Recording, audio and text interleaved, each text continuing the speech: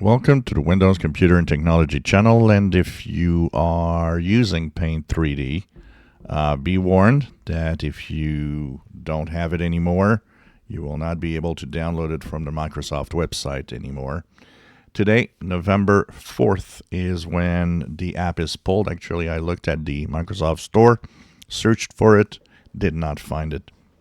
So if you use it, make sure that you keep it as long as possible, because if you do remove it, it'll be gone and you won't find it anymore.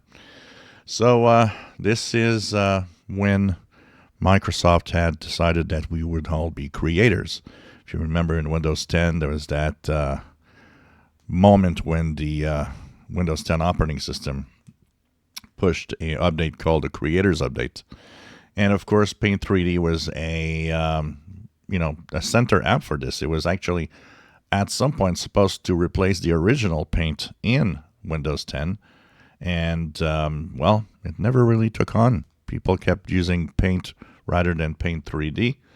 And finally, also, there was a lot of, things about HoloLens and how 3D objects would be important. And, well, it never took on. So Paint 3D was to be deprecated. Actually, Microsoft had announced earlier this year, that Paint 3D would eventually disappear. So now when you actually use it, it tells you that Paint 3D won't be available in the Microsoft Store or receive future updates starting November 4th. Now, if you have it, don't be scared about losing it if you use it, because as long as your install is there, Paint 3D will be part of Windows, and you won't have to do anything. It continues working without any problems. So you can keep it, you can use it.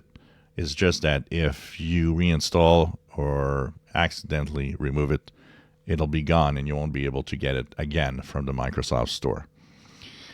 If you enjoy my videos, please subscribe, give us thumbs up. Thank you for watching.